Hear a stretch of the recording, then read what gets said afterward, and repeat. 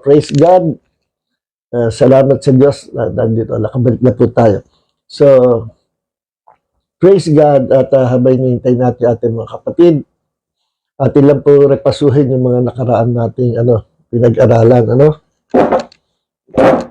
At purihin ang Panginoon. Nasa ibang location naman tayo ngayon. Dito sa maliit na kwarto. Sa bahay ng anak ko.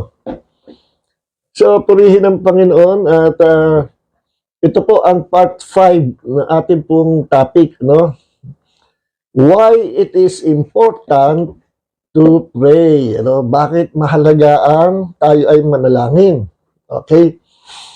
Okay, so konting repaso lang sa mga nakaraang panahon. At itong ating talata, itong mga nakaraang linggo na ating po pinag-aralan, nung pag-aralan natin ang part 1 nito.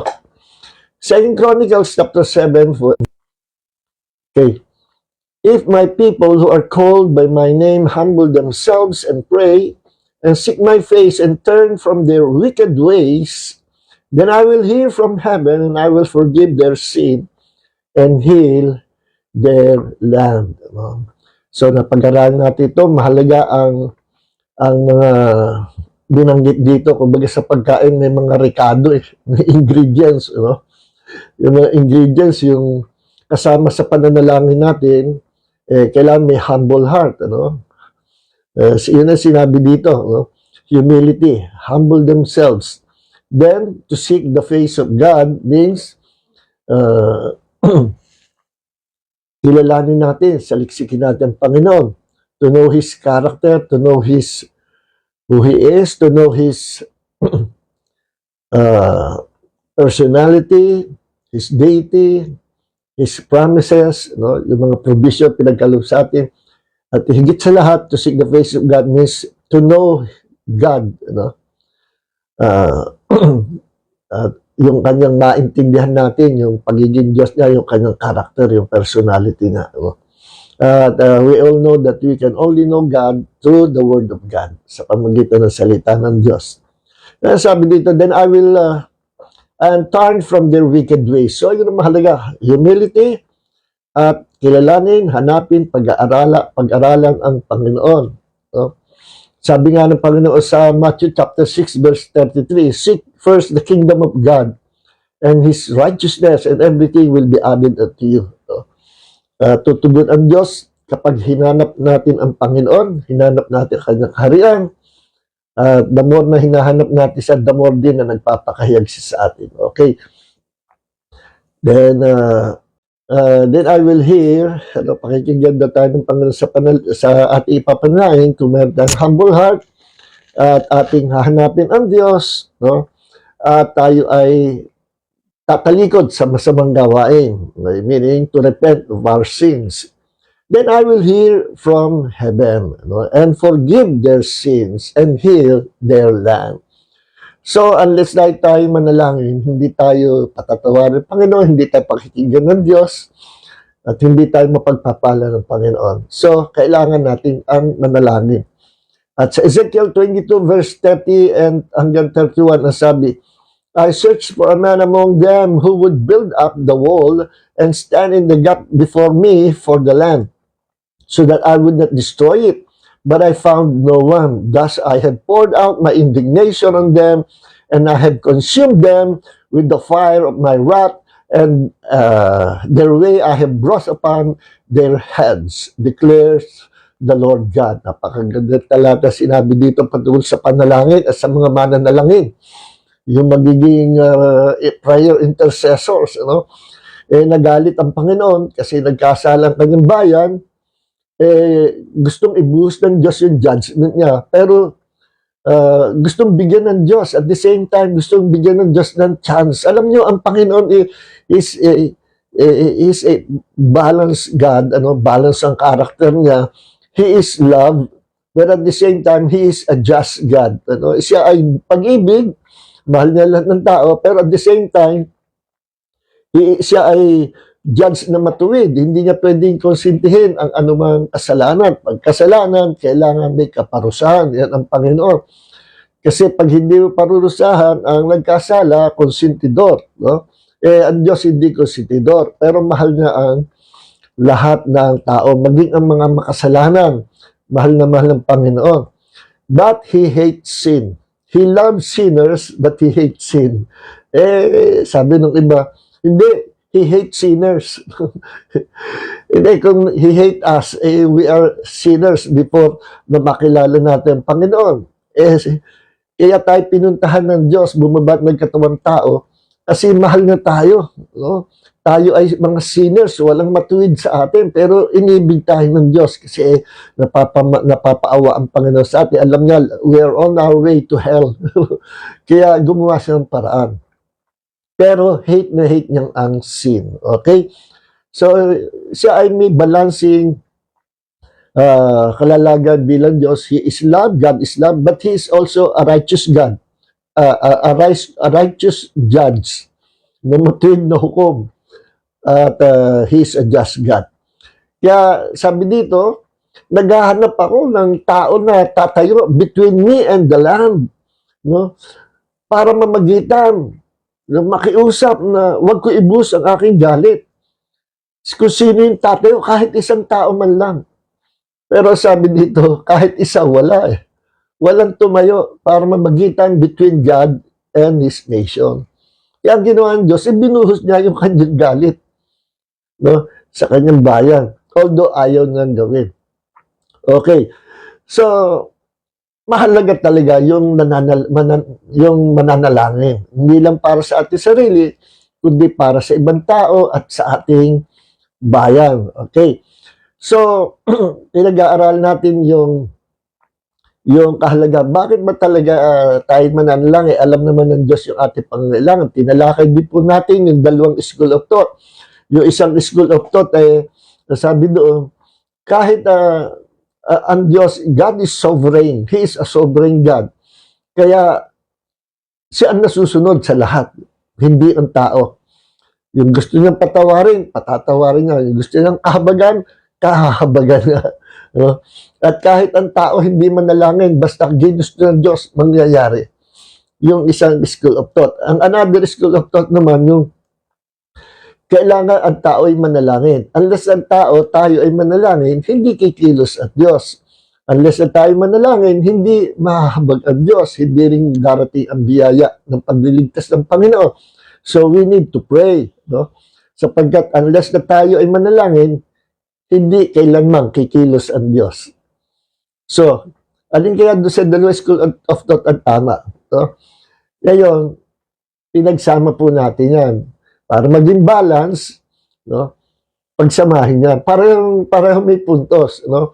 Pero kailangan lang balance. Pareho kasi extreme yun eh. Pareho extreme yun. Ang totoo niyan, may mga instances sa buhay natin na hindi pa tayo nananalangin, tinugon na tayo ng Diyos. Nagugulat ka. Sa akin nangyayari yun eh. Hindi pa ako nananalangin, biglang darating yung answer ng Diyos. Desire pa lang ng puso ko, hindi ko pa sinasabi sa Panginoon, nandiyan na kaagad. Ano? But there were times, naka-experience din naman tayo, there were times na hindi nadating yung answer ng Panginoon. Gustuhin mo man. Tapos, nung ikay nanalangin, biglang dumating yung answer. At ang hinihintay lang pala ng Panginoon, yung pananalangin natin. Ano? So, pareho nangyayari yan. No? Kaya, may mga cases, may mga instances, may mga karanasan tayo na hindi pa tayo nakakapag-pray, tumugon na ang Diyos. Well, nangyayari yan, hindi din sa lahat, hindi rin para sa lahat ng tao. Pero nangyayari talaga. Yung ginawa ko ilustrasyon, nung last week na yung mag-asawa, may isang anak na bata, maliit. Tuwan-tuwa na namimintana, pinagmamasdan yung mga bata, nagbibisikleta. Mabait siya, hindi naman siya nahingi sa kanyang magulang ng bicycle. Pero gusto niya yung bicycle. Umaga, doon ka nakatahanod. Napansin ng kanyang ama't ina, dahil sobrang bait itong batang ito. No? Sabi na, sa birthday niya, suprasahin natin, bili natin bisikleta. No? Kahit hindi siya nagpapabili, alam natin gusto-gusto niya. Kaya nung birthday, binili. Naku, tuwan-tuwa. Sabi ng bata, Dad, Ma, paano yung nalaman na gustong-gusto ko ang bicycle? Hindi pa siya humihingi, binigay na. Bakit? Kasi ang bait ng bata. Malambing yung bata. Very submissive at obedient yung batang yun. No? So, ganyan din sa atin. Pag tayo ay tagatupad ng kalooban ng Panginoon, minsan, no, hindi ko sinasabi hindi na kailangan manalangin. Minsan, hindi ka pa nakapanalangin, binigay na ng Diyos dahil nalulugod ang Panginoon sa pamumuhay mo. Nangyayari po yan. But for the sake of our topic, magpo-focus tayo doon sa sinasabi natin, we need to pray. No? Sabi nga ng salita ng Panginoon, sa Thessalonians, sabi ni Apostol Pablo, pray without ceasing. Manalangin kayo nang walang patid. No? Hindi lang para sa ating sarili, kundi para sa ibang tao. No? Para sa mga nakaupo sa tungkulin, sa ating pamahalaan. No?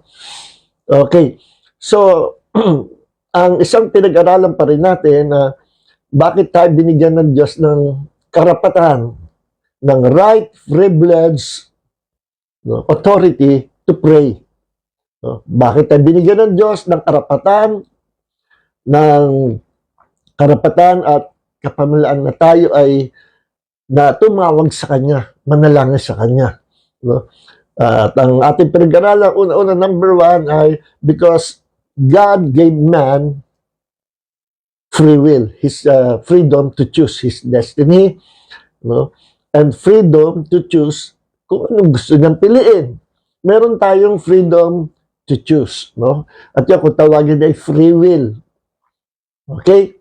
So, isang tabi sa mga Calvinist, kasi taliwas yung sinasabi ng Calvinist na wala daw tayong free will. Pagdating sa pagkain, kung anong gusto mong kainin, may free will.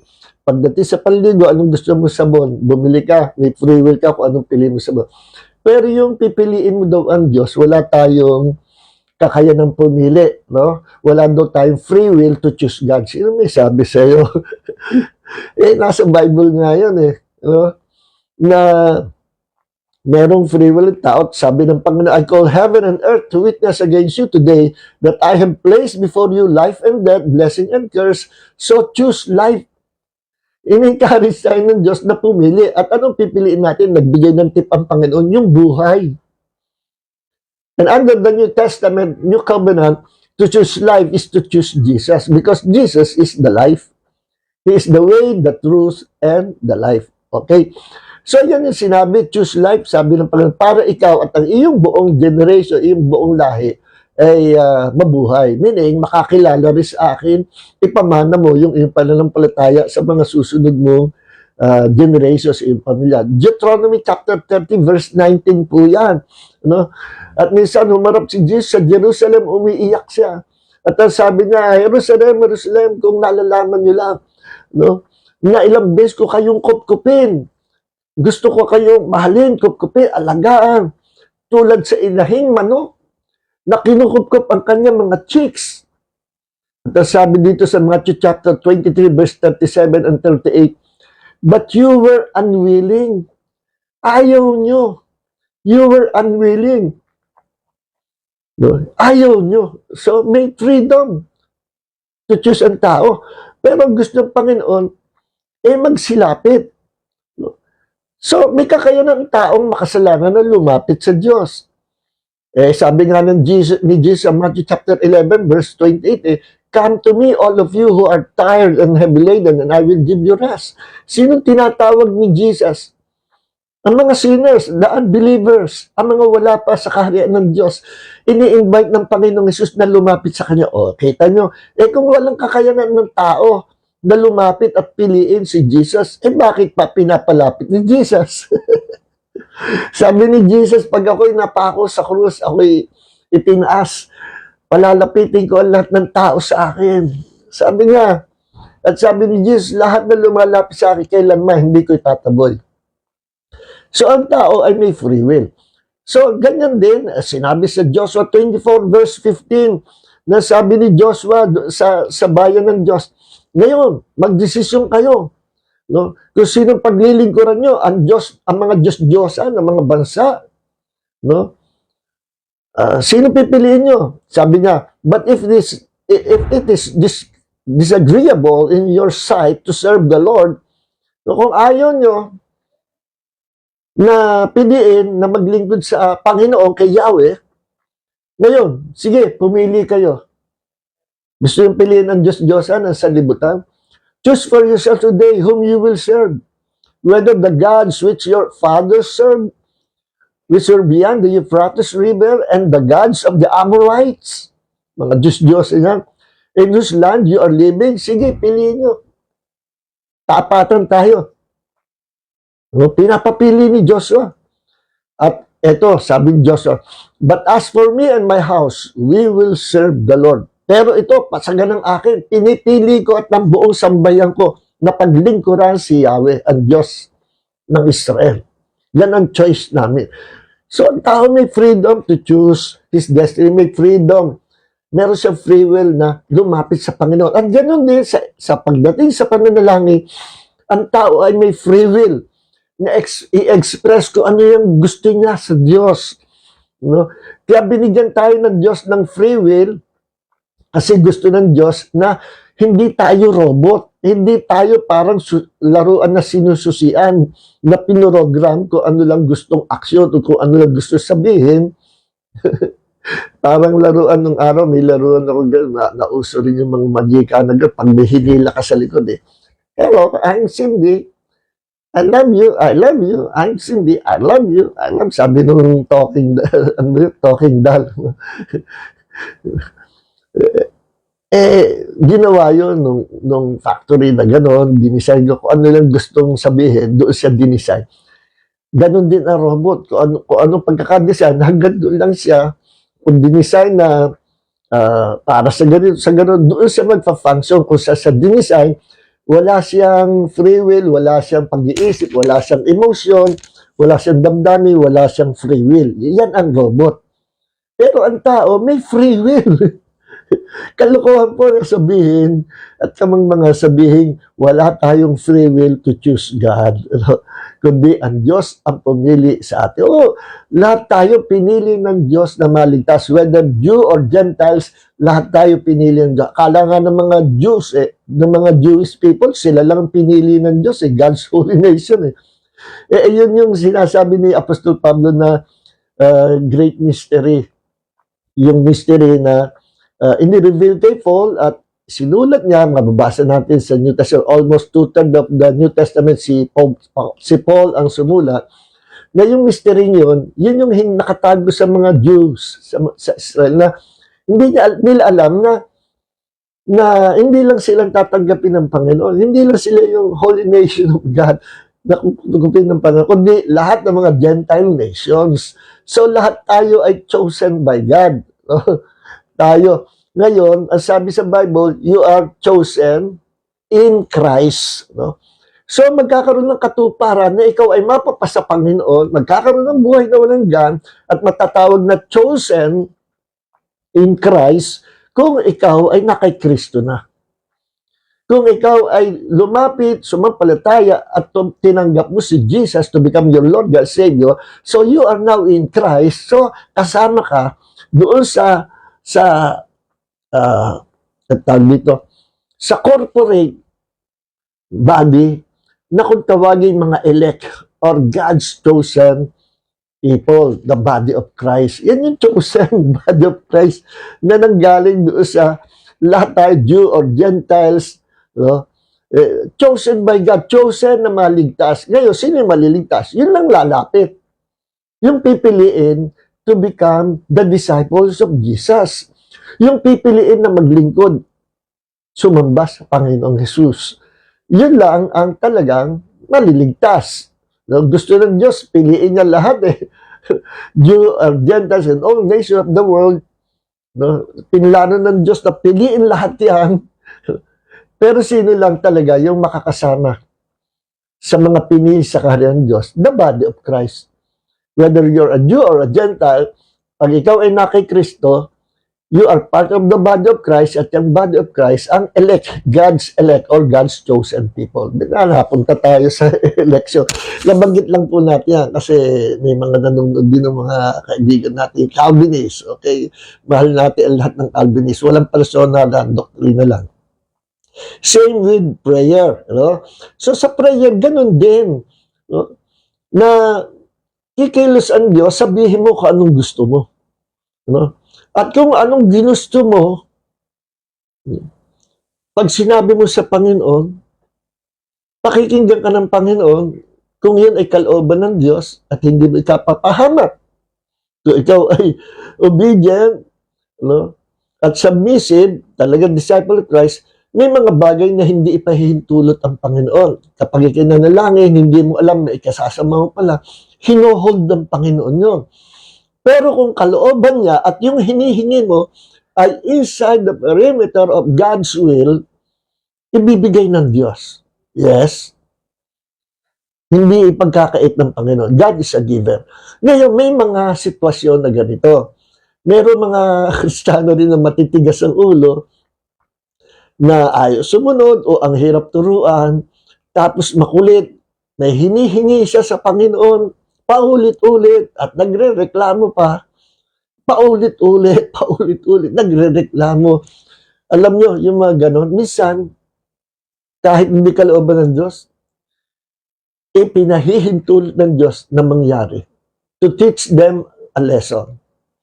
Yes, ganyan nangyari sa bayan ng Diyos, sa Israel, di ba? Wala silang king. At sabi nila kay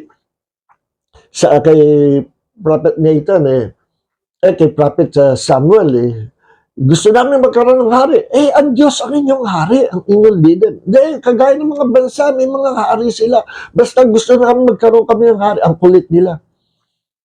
So, under the leadership na nga theocratic government, under the leadership of God, gagamitin yung mga prophets. Pero gusto nila magkaroon ng hari kagaya na nakikita lang sa iba-ibang mga bansa. Kaya, ginawa ng Diyos, okay, sige, Samuel, I'm going to teach them a lesson. Okay, magkakaroon sila ng hari. At yun na nga, ang unang hari, si King Saul, na naging masamang hari. Nagsimula siya sa pagkakaroon ng humble heart, then lumaki ang ulo niya at naging masamang hari. No? So, minsan ganon. No? At gayon din sa Numbers chapter 14 verse 28 na lagi sinasabi ng Hebrew people, ng mga Israelites, nung kasama ni Moses papunta on their way to the promised land, lagi sinasabi nila, Moses, wala kang pagkain, walang tubig. Ano ba? Dinala ba kami dito ng iyong Diyos just to die this wilderness? Ibalik mo na kami doon sa Egypt. Mas okay sa amin doon. Pero sila'y dumadaing at humihingi silang tulong sa pananalangin sila na ilabas sila, i-deliver sila mula sa pagkaalip sa Egypt dahil hirap na sila. At ngayon, dadali sila sa promise lang. Reklamo rito, reklamo roon, sinisisi nila si Moses, sinisisi nila ang Diyos. Sa loob ng 40 years, ganun ang attitude nila. Walang pananampalataya, walang gratitude, attitude. No? So nagalit ang Panginoon, sabi ng Panginoon kay Moses, sa Numbers chapter 14 verse 28, Moses, sabi mo sa aking bayan, kung ano yung lagi nila sinasabi sa aking pandinig, yun ang gagawin ko sa kanila. Yes, minsan ay ganyan, kahit ayaw ng Diyos, pero ang kulit mo, at laging dinideclare mo, sinasabi mo sa harapan ng Diyos, yung reklamo, no? Kung yun lagi sinasabi mo, at gusto mo yun, ayaw kang magsabi sa Panginoon, ipahihintulot ng Panginoon. Hindi yun ang, alam nyo, merong tatlong will ang Panginoon. God's perfect will, God's causative will, and God's permissive will. No? So, yung God's perfect will, kung gusto makita, nasa Bible. The whole Bible is God's perfect will. The Word of God is God's perfect will. Ngayon, may mga pangyayari na ang Diyos ang gumawa, no? Kasi, to teach them a lesson, ganun ang ginawa ng Diyos sa tao o doon sa bayan. No? Yun ay God's causative will. Ang Diyos ang gumawa. No? Whether to teach them a lesson or gustong padaanin ng Diyos ang tao sa ganoong sitwasyon. Causative, siya ang cause. No? Ngayon, meron naman God's permissive will. Yung ayaw ng Diyos. Ayaw talaga ng Diyos kasi ikakapahamak ko. Pero ang kulit mo. So, God will teach you a lesson. Ipahihintulot niya. So, God will permit it to happen. God's permissive will. Okay? So, yung tatlong will ng Panginoon. God's perfect will, the Word of God. God's causative will. No? God is the cause of that, pangyayari yun. Siya ang nagdala niya, siya ang gumawa niyan, siya ang cause. No? God's permissive will. Ipinahintulot ng Panginoon na mangyari. Again, to teach them a lesson. So, ganyan ang Panginoon. Although He is a sovereign God, pero nagbigay ang Diyos sa tao ng responsibility. Tandaan nyo, balance ito ha. God's sovereignty and man's responsibility. God's sovereignty, in God's sovereignty, naka-reserve na yung answer. Nandyan ang answer. Kumbaga sa ulap babagsak na yung ulan, maitim na yung mga clouds at ready to fall. Yung ulan, babagsak na. At in due time, babagsak yung ulan. Nakaabang na, nandun na, puno na yung ulap ng tubig, ng ulan. Ready para bumagsak. Ganyan din yung answer ng Panginoon, nakahanda na. Ready na bumagsak na yung answer ng Panginoon dumating sa atin. Pero may hinihintay ang Diyos. Ang alin? Yung pabagsakin natin, yung paulanin natin, yung sabihin natin sa Panginoon yung gusto natin.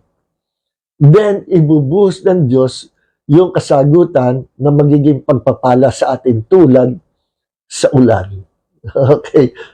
So merong God's sovereignty, siya ang answering God, siya ang nagbibigay ng kaloob, at nagbigay siya sa tao ng responsibility. Ano responsibility natin? To pray. No? Humingi sa Diyos. At yung ibang tao ang ating dadalhin sa Panginoon, tatayo tayo as intercessor. The man who will stand in the gap between God and that person, or between God and the nation. Tayo yung tatayo, yung mga taong konektado sa Diyos, ang mga mananalangin. Kasi malakas tayo sa Panginoon. Bakit? Tayo mga prayers. Tayo ay mga mananalangin na pakikinggan ng Diyos. Kaya tayo yung tao inaasahan ng Diyos who will stand in the gap between God and that person. Mamamagitan tayo, or between God and our nation, or between God and other nation. Ang tawag po dyan, intercessor, the man or the people who will stand in the gap between God and His people. Yan yung mga mananalangin. Role po natin yan.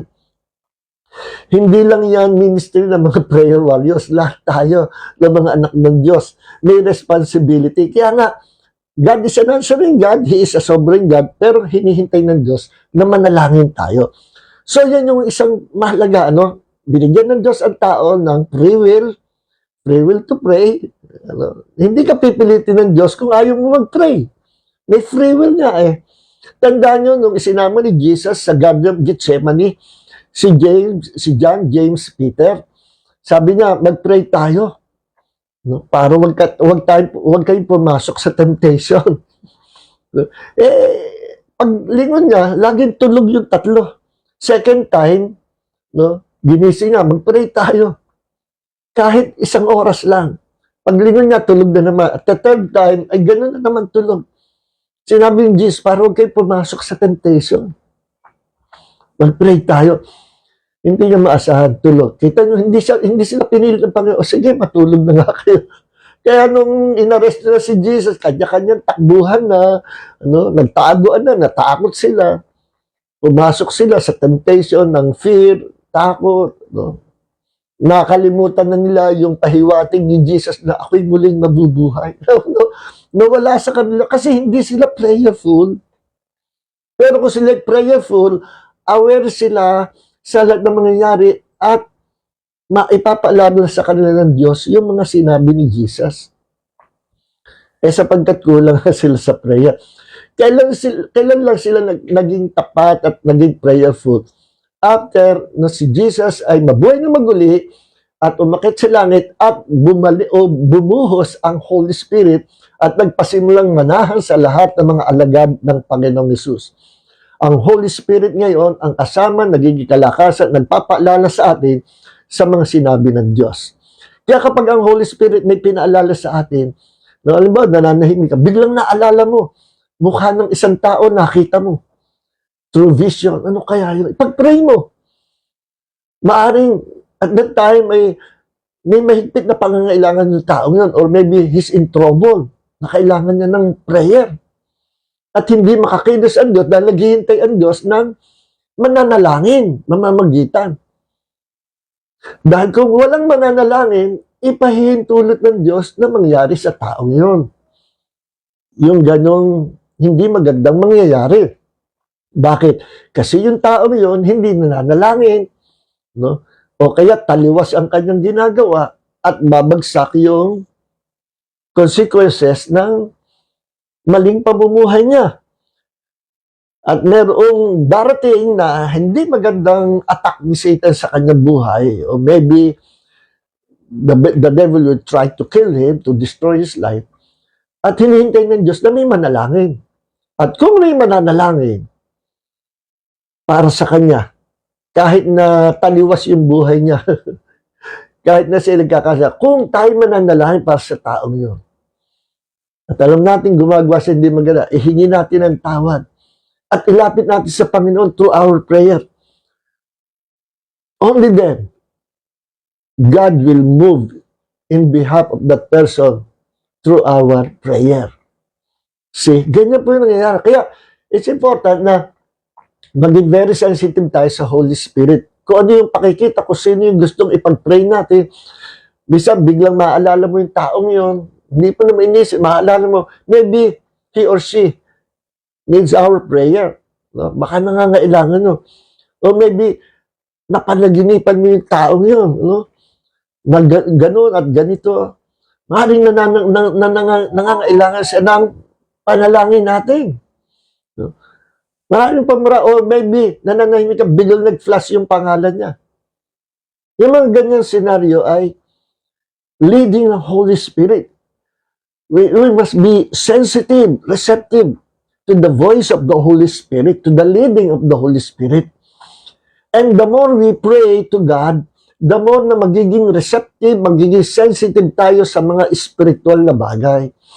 The more na lagi natin kinakausap ang Diyos, the more na lagi tayo nagbababad sa presence ng Diyos, the more na tumatalas yung ating spiritual hearing, tumatalas yung ating spirit, nakakadiscern ng malalim na bagay, at the more din na nagiging receptive tayo sa ibinibigay ng Diyos ng mga visions and dreams, then time will come, you will know how to interpret your dreams, your visions, tuturuan ka ng Holy Spirit. Yes. Ako po tinuruan ng Panginoon how to interpret dreams and visions. Hindi ko yung natutunan sa Bible school. Tatlong Bible school lang na panggalingan ko. Hindi ko natutunan yan sa Bible school. Natutunan ko yan sa School of the Holy Spirit. Paano magiging sensitive and how to interpret dreams and visions. Yes, only through the Holy Spirit. Hindi yan tinuturo sa Bible school. Okay. So, yung malagbagay, no? May free will, may God's sovereignty, at merong man's responsibility. Okay? Kaya sabi ng Panginoon sa aklat na Isaiah, paalalahanan mo ko. Sinasabi ng Diyos, remind me. Paalalahanan mo ko, ipaalala mo sa akin. See? Gusto ng Diyos pinapaalala sa kanila. Why? Kasi tuwan-tuwa ang Diyos every time na tayo ay papasok sa kanyang presence at makikipag-usap sa kanya. Tuwan-tuwa ang Diyos. Why? Kasi nilikha tayo ng Diyos, hindi mga robot. Kaya nga tayo may free will eh. No? Example na ang tao may free will. Ginusto ni Adam and Eve na piliin si Satanas. Piliin na kainin ang bunga na pinagbabawal ng Diyos. Free will yun. Pinigilan ba sila ng Diyos? Hindi pinapakailman ng Diyos ang free will natin. No? Kaya nahulog sa kasalanan, pati buong lahat ng generation na damay because of our first parents, Adam and Eve. Meron silang free will to choose their destiny. Pati tayo nadamay. No? So ang tao na gusto maligtas, May free will din na piliin mong maging Panginoon at Diyos at tagapagligtas mo si Jesus, makakabalik ka sa Panginoon. And He will forgive all your sins. And He will cleanse you with His precious blood. Kasi pinipili mo siya. Same with our prayer, no? So, ngayon, ang tao, ito yung mapasok tayo doon sa mas palalim pa. God, bakit importante manalangin? Ito, God wants us to communicate and have fellowship with Him. Yan ang disenyo na pagkakalikha sa tao. Why God created man. Kasi gusto ng Diyos, may kausap siya. No? May ka-fellowship siya in an equal level. Tandaan nyo, in an equal level. Pag sinabi pong in an equal level, it doesn't mean that we are God like Him. Hindi tayo Diyos na kagaya ng ating Panginoon. Yes, the Bible says that when God created man, He created man in His image after His likeness. Genesis chapter 1, verse 26 and 27. But we are not God, no? But, sabi sa Bible, we are like God. Because we were created in the image and likeness of God. Okay, natalakay natin last week. So, ang pagkakaiba sa atin sa mga angels, ang mga angels, hindi maka-fellowship ng Diyos, hindi makausap ng Diyos in an equal level. Bakit? Kasi ang mga angels, hindi binigyan ng Diyos ng freedom to choose their destiny. Meron silang free will, pero hindi sila allowed na gamitin yung free will. The moment na gamitin nila ang free will nila or freedom o yung choices nila, well, meron silang choices. Meron silang will. Hindi nga lang free. Excuse me, ano sabi ko kanina? Free will. Meron silang will, pero hindi free.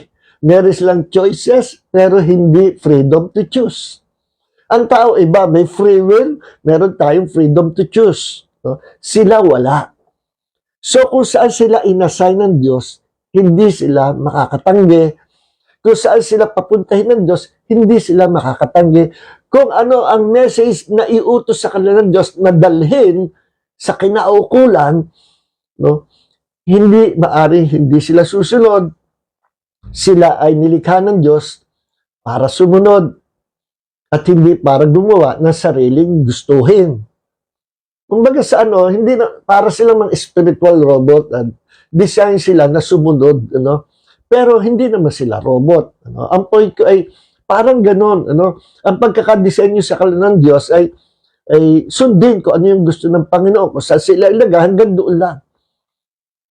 Kagaya nung mga watchers, in the book of Enoch, mayroong mga 200 watchers, mga angels yan na dineployed ng Diyos sa mundo. At ang kanilang trabaho ay to watch, to guard the earth and the people of the earth. Bantayan. Pero anong ginawa nila? Yung 200 na yun, nagkaisa. Nagkaisa sila na suwayin ang Diyos.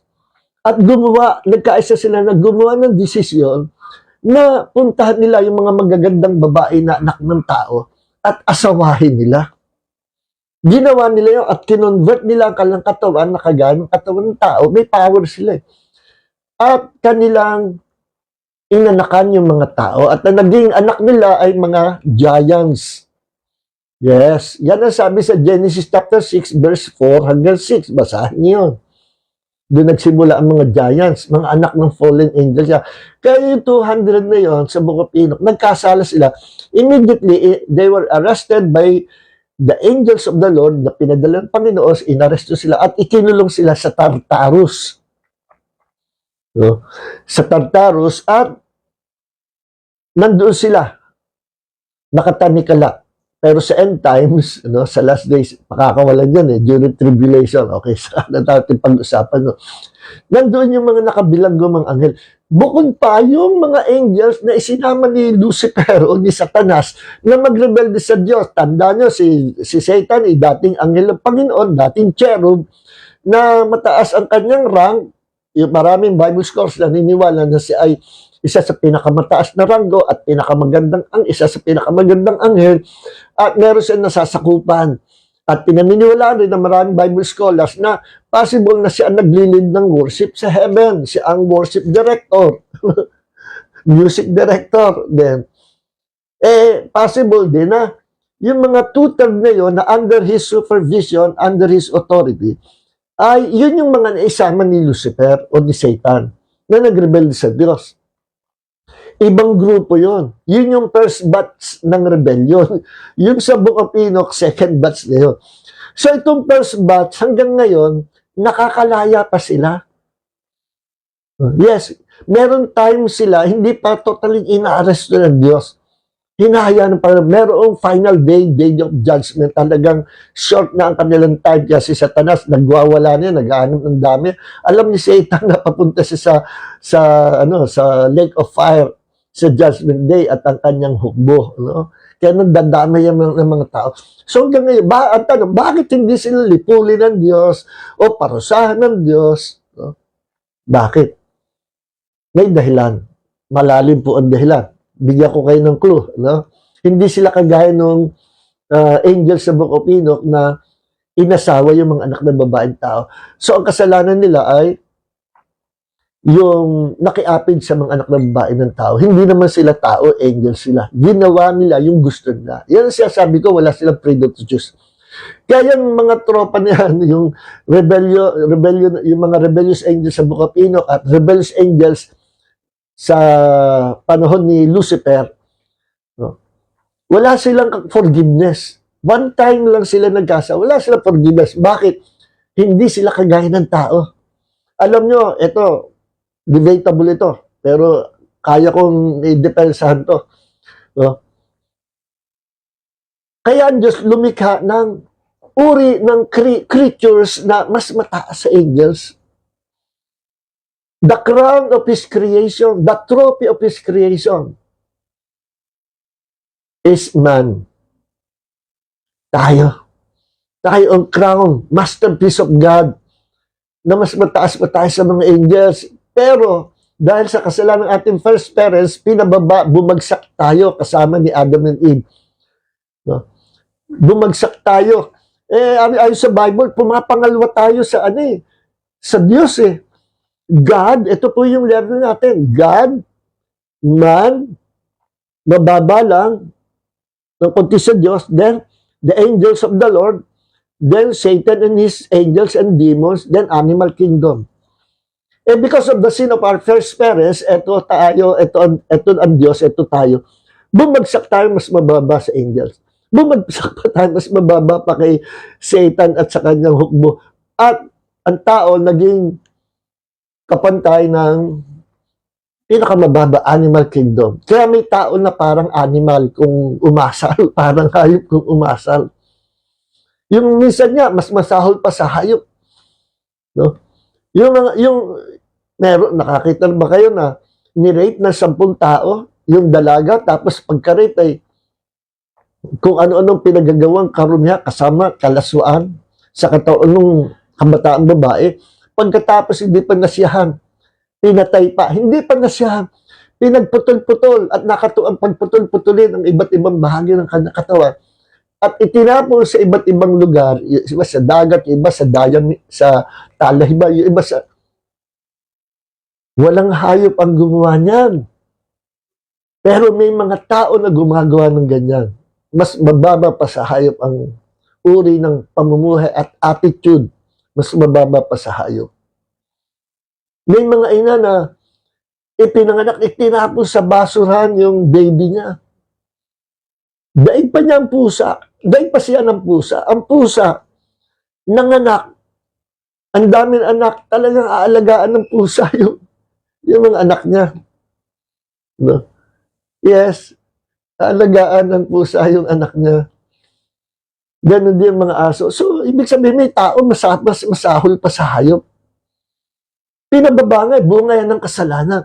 Pero once ang isang tao ay nakakilala sa Panginoong Hesus, siya ay ipapanganak na maguli sa spiritual, papanganak siya sa kaharian ng Diyos, to be born again, born from above, kung tawagin niya ng mga theologians ay regeneration, At babaguhin ng Diyos ang kanyang pagkatao at magiging tagalangit ang kanyang pagkatao. Aalisin ng Diyos yung kanyang satanic, Adamic, fallen nature sa loob niya, doon sa kanyang espiritu na patay, at bubuhay ng Diyos ang kanyang espiritu, at lalagyan ng bagong kalikasan ang kanyang espiritu, kung tawagin God's divine nature. At kung magkagayon, makakaranas yung tao yun ng pagbabagong buhay, kung tunay siyang ipinanganak sa Diyos. At siya'y magbubunga ng bunga sa espiritu, magiging kahawig siya ni Kristo, Christ-likeness. At siya magiging bagong nilalang. 2 Corinthians 5:17. At ngayon, siya ay bago na. Dati mamamatay tao. Yung dati nakilala ko, nag-testify sa aming church noong panahon ng 80s, no? Pastor, ako po napadpad dito, pwede po ba umatid sa church? No, gabi noon eh. Oo, sige. Sabi, Pastor, pwede po ba ako mag-testify, mamaya sa church? Ako po ay dating hired killer. Kita ko, mapulay yung mata. Sige, Brad, mag-testify ka. Naku, grabe. Tinestify niya, talagang pumapatay sa tao. Sabi niya, kahit magkano, he hates people, sabi niya. I hate people. Galit sa tao. Siguro, nung bata pa siya, may mga traumatic experience yan, hindi maganda from his parents or from other people. Galit siya at kahit sino papatay nga. Kung meron kang gusto ipapatay, kahit magkano papatay nga. At siya'y nakulong. At siya'y nakakilala sa Panginoon sa bilangguan. Doon siya'y lumaya. Sabi nga, nag-iba ang pagkatao. Dati hate niya ang mga tao. Ngayon, love na niya ang mga tao. Sabi nga, gusto kong maligtas lahat ng tao. Kaya ako po nag-share ng gospel, ng patotoo ko, gusto kong maligtas lahat. Suddenly, biglang naging mapagmahal siya sa tao. Naging bagong nilalang siya. Yan yung sinabi sa 2 Corinthians chapter 5 verse 17, if any person is in Christ, he is a new creation. All things are passed away. Behold, all things are become new. Naging bago na siya. See? So, lahat na kay Kristo, bumagsak sila, mababa ang kalagayan. Ngayon, binabalik ng Panginoon sa original na posisyon. Pumapangalma sa Diyos. Yes. Sapagkat originally, ganun yung pagkakalikha sa atin. Bakit ang taas ang kalagayan natin? Debatable nga po yung pinagdidibatihan niya ng mga theologians. Sino mataas? Ang mga tao, ang human beings or mga angels? Sabi nung isa, mas mataas ang mga angels kasi mga may power sila, spiritual beings sila. No? At mababa ang tao. Sabi naman nung isa, hindi, mas mataas ang tao kaysa angels, nagtatalo. Well, ang answer po doon, ang taong wala pa kay Kristo, mababa. Napakababa ang kalagayan, pinakamababa. Pero kapag ikaw na kay Kristo, na kay Jesus ka na, pinanganak sa kasaharian ng Diyos, ibinabalik ka ng Diyos sa mataas na posisyon. Mas mataas ka pa kaysa mga anghel. Alam niyo kung bakit? Sinabi rin sa Bible that we will judge, mga Christians, we will judge angels in the future. Sinabi rin ng salita ng Panginoon na isinugo ng Panginoon ng ministering spirits, the angels of the Lord, being sent for our sake to minister to our needs. Tumutulong sila na ma-fulfill yung pangako ng Diyos, tumutulong sila para madala yung answer ng Diyos sa ating mga prayers. Naglilingkod sila sa atin for our sake kasi inutusan sila ng Diyos na tayo ay ingatan, paglingkuran at tayo ay tulungan. Pero hindi natin sila alipin, pero itinoka sila ng Diyos to serve us, to minister to our needs, to help us, to fight for us, to guard us, to protect us. Nagmi-minister sila, yes. Kasi mataas na ang kalagayan natin.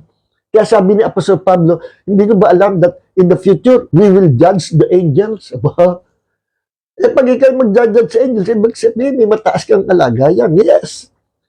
Kaya sabi ko doon sa mga nagtatatay, simple lang yan, hindi dapat pagtaluan na. Sino mataas, mga angels o tayong mga Christian, tayo na kay Kristo? Of course, tayo. Bakit? Because we became part of the body of Christ and we are called as the body of Christ. Ikaw, ako, tayong lahat, sama-sama, we are being formed as one body, the body of Christ. At ang tawag sa atin ay church, ecclesia, church, iglesia ng Panginoon. Hindi iglesia ni Manalo, ha? Iglesia from the word ecclesia. That means kongregasyon ng Diyos. The body of Christ. The called out ones. Tayo po yun. So, sabi sa Colossians chapter 1 verse 18, and Christ is the head of His body. And we are the body of Christ, the church. So, pamula rito sa ilustrasyon, pamula ang leeg hanggang paa, the body of Christ. At ang ulo, nakaugpong lagi sa katawan. Listen, in-illustrate ng Diyos yung He is the head of the body, kagaya ng larawan ng tao sa physical body natin. Ang taong buhay may ulo. Kaya nga sa Middle East, di ba? Pag gustong bitayin, ang target, pinuputol ulo. Bakit? Para siguradong patay. Yes. Di ba, nakakita na ba kayo, nakapanood yung pelikula na Sinilya Electrica? Nag-brown out. O nag-malfunction yung kuryente. Bagyan pumasok yung kuryente, biglang nag-brown out. Naku, nag-malfunction yung kuryente. Nagkaroon electrical problem. Pag nabuhay, lungay niya yung pero hindi siya natuloy mamatay. Pag nakarecover yun at nabuhay, hindi mo na pwedeng ikulong yun. Palalayain kayo. Hindi mo na rin pwedeng hatulan ng kamatayan kasi nahatulan na siya. Ang mayroon nga lang, nabuhay, malaya na siya. Diba? Maswerte siya, nabuhay siya. Hindi na pwedeng ulitin, ay, nabuhay ka pa, magpagaling ka at Silya Electric ka uli. Hindi ganon. Hindi ganon ang justice natin. No? Once na nabuhay yung Silya Electric na nabuhay, malaya na siya. Malaya na siya. Dumating na yung judgment sa kanya, malaya na siya. Nabuhay nga lang. See? Parang ganyan nangyari sa atin eh. Si Jesus, binitay sa krus, nabuhay nga lang. Hindi na pwedeng ipako uli siya sa krus kasi napagbayaran na niya ang justice. At sa kanyang pagbabayad ng justice, nung ginawa niya yon, in the mind of God and in the mind of Christ, kasama tayo. Doon sa pagkakapako, kasama tayo sa pinarusahan. Nirepresent tayo ni Jesus sa cross. Kaya nung siya nabuhay na muli, tayo man na-absuelto na. Nakalaya na tayo sa kasalanan. Hindi na tayo pwedeng parusahan kasi na-experience na ni Jesus ang kaparusahan. Namatay siya, pero siya'y muling nabuhay. Ang isang tao na Silya Electrica at nabuhay, hindi mo na pwedeng ulitin yung kaparusahan sa kanya. Nabayaran na niya yon. Palalayain na yon. You're a free man. Di ba may mga pelikula ganyan? Nabuhay, nag-malfunction yung electricity. Ganon din. Sa cross si Jesus, nabayaran nga, nabuhay nga lang. Kaya, lahat ng sasama kay Jesus, those who will believe and accept Jesus to be their Lord, God the Savior, will live forever together with Christ. Ang ganda ng plano ng Panginoon. Kaya yun ang kasagutan, mga ILC, Iglesia ni Cristo, at mga Jehovah's Witnesses, at mga Mormons, mga cult group, mga cult religions. Why God became a man? Mga Muslim, mga kaibigan, mga minamahal na kababayan natin, mga Muslim, yan ang sagot. Kasi meron ko napanood na vlogger na Muslim, hindi naman lahat ng Muslim ganun. Sinasabihan niya, sabi, mga tanga, mga Kristiyano. Bakit hindi kayo mga tanga? Sabi niya, sama ng bibig mga tanga kayo. Bakit, at ang dinidebate niya yung isang pastor na nananahimik. Bakit hindi kayo mga tanga? Kasi sasabihin nyo, si Kristo ay Diyos. Yes, naniniwala kami siya ay prophet. Pero sabihin nyo siya Diyos, mga tanga kayo. Bakit hindi kayo tanga? Ipinako siya sa krus, namatay. Meron ba Diyos na namamatay? So sabi ko, hindi niya naintindihan ang plano ng Diyos. Kasi wala siyang Holy Spirit. Wala siyang revelation about God's plan.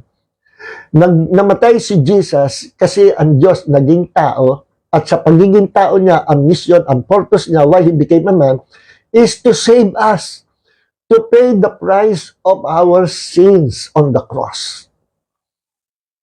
At binayaran niya, namatay siya. Totoong namatay siya.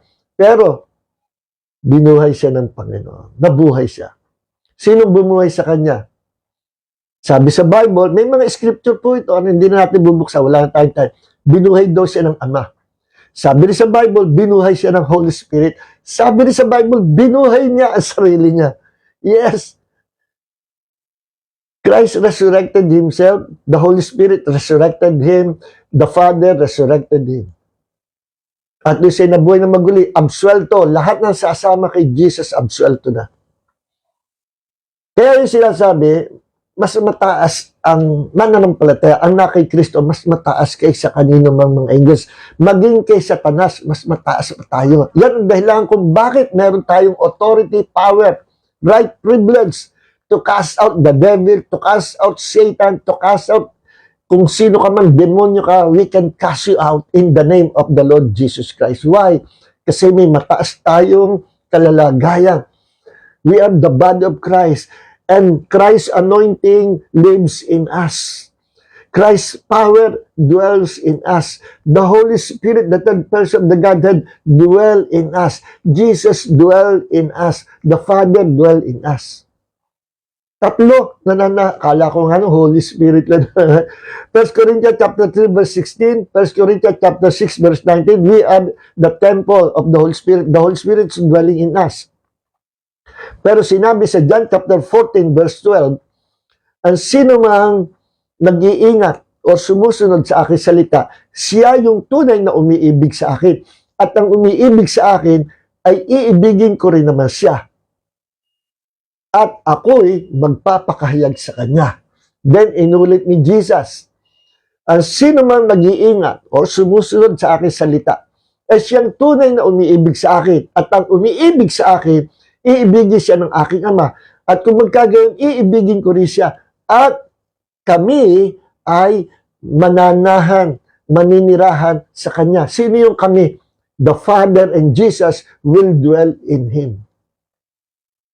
So we already have the Holy Spirit and we also have the Father and Jesus dwelling in us. Imagine, the God who created the universe into existence, the Father, Jesus, the Holy Spirit, silang tatlo ang bumubuo ng isang Diyos. God created everything from nothing. The invisible and the visible, the heavens and all things in heaven and all things on earth, everything was created by God. See? And Jesus is God. Why? Kasali siya sa pagiging creator. Siya yung lumikha, kasali siya sa paglikha. That means He is God. May binanggit ba sa Bible na mga angels kasali sa pag-create ng universe? Wala. Pero si Jesus isinama, sinabi that Jesus is the creator of all things. Kung wala siya, walang malilikha. 1 John chapter 1 verse 1 hanggang 3. In the beginning was the Word, and the Word was with God, and the Word was God. And the Word, verse 3, created everything. At kung wala siya, walang malilikha. That Word was Jesus. Colossians chapter 1 verse 16. By Him, by Jesus, through Him or by Him, everything was created, both in heavens and on earth. Everything, both visible and invisible, everything was created by the Lord Jesus Christ. O tanong ko sa mga INCs at Jehovah's Witnesses, kung si Jesus hindi Diyos, tanong, meron bang tao na may power to create the universe? Wala. Sabi ng Jehovah's Witnesses, meron siya talagang power to create the universe. Bakit? Kasi binigyan lang siya ng Ama ng kapangyarihan. Wala sa sariling power. Binigyan lang siya ng Ama ng kapangyarihan na lumikha. Ganun ba? Saan sa Bible sinabi na binigyan siya ng Diyos, ng Ama, ng kapangyarihan to create the universe? Saan sa Bible? Pag may nakita akong talata, maniniwala ako sa sinabi mo. Kahit 1,000 years, basahin mo ang Bible 1,000 times. Wala kang mababasa na si Jesus binigyan ng kapangyarihan to create the universe. Wala. Haka-haka yan. Bakit siya may kapangyarihan lumikha? Because He is God. Yun ang tugod doon. He is God. So, yung nagsasabing hindi Diyos si Jesus at tao lang, talaga Diyos yan, naging tao. 100% God, 100% human being. But it doesn't mean na hindi siya Diyos. Okay? So, mga minamahal, Yan ang kalagayan natin, no? But once you are now in Christ, aba, mas mataas ka pa sa mga angels. Why? Kaya ito ang tanong ko eh. Huwag nang pagtaluna. Sino ba mataas? Tao o mga anghel? Mas mataas ang taong nakikristo. Ang taong wala pa kay Kristo, natural, mas mababa. Kasi sabi ko nga, kapantay niya, animal kingdom. But once you are now in Christ, mataas ka pa sa pinakamataas na nilikha ng Diyos. Why? Because man is the masterpiece of God. Man is the crown of His creation. Tayo ang pinakamaganda, tayo ang pinakamasterpiece, tayo ang pinakamalaga sa nilikha ng Diyos. Bakit? Kasi nilikha tayo ng Diyos na mataas kasi ang gusto ng Diyos, makipag-communicate tayo in an equal level sa Diyos, magkaroon tayo ng communication and fellowship with Him in an equal level. Pag sinabi kong in an equal level, it doesn't mean that hindi ko sinasabing we are God, like God, no?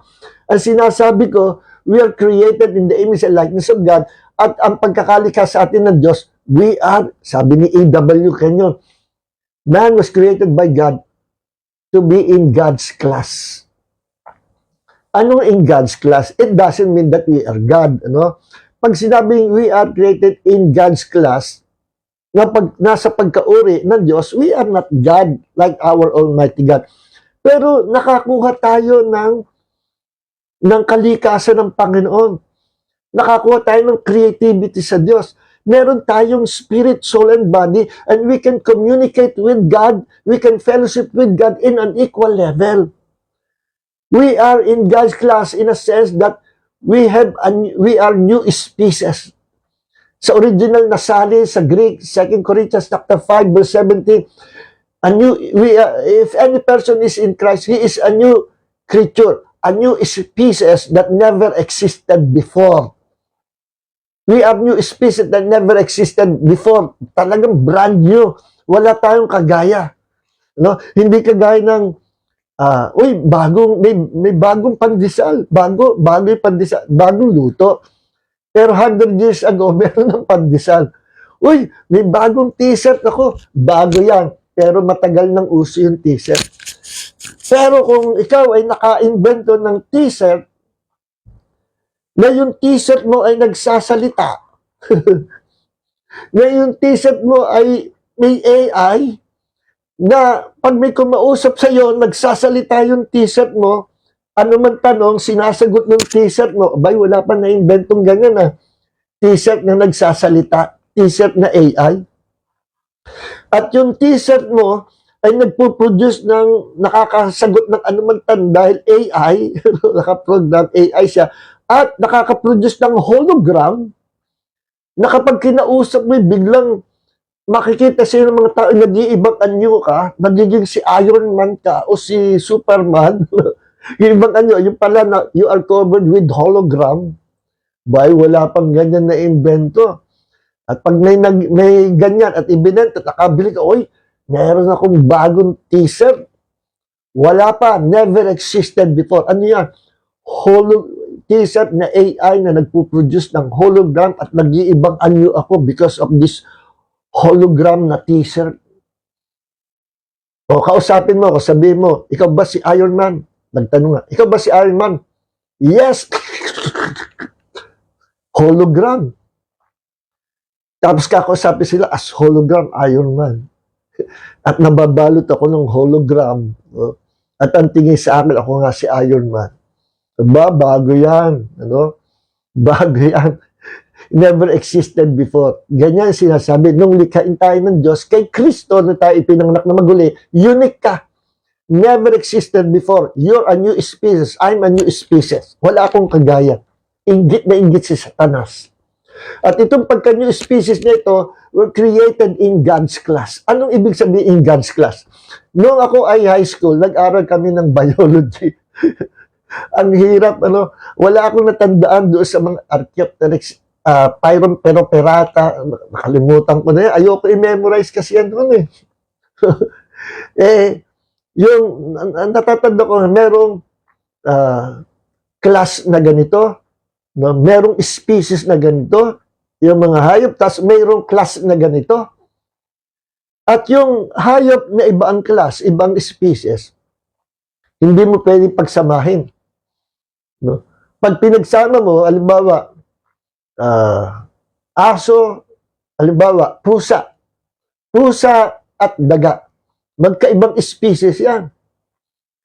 Kumuha ka ng drum, ikulong mo yung pusa sa drum, then, maya, hagisan mo ng daga, naku, karambola sa loob yun, habulan sa loob.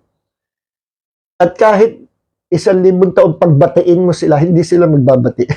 Bakit? Magkaibang species sila at hindi sila pwede mag-communicate sa isa't isa kasi magkaiba sila ng level. They were not created in the same class. Hindi sila magkakaintindihan. Kagaya ng isda, lumalangoy. Hagisan mo ng pusa. Ang pusa, iba ang species, iba ang class niya, iba, ang isda, iba rin. Kung yun ang isda magkakaparehong isda, samahan mo ng ano ba yung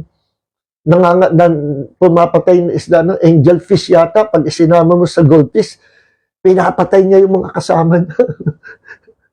Bakit? Magkaiba sila ng class Parang ganun din. Yung magkaibang class, magkaibang species, hindi pwede magsama, mag-fellowship.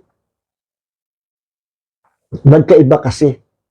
Yan ang dahilan kung bakit nilikha tayo ng Diyos in the image and likeness of God.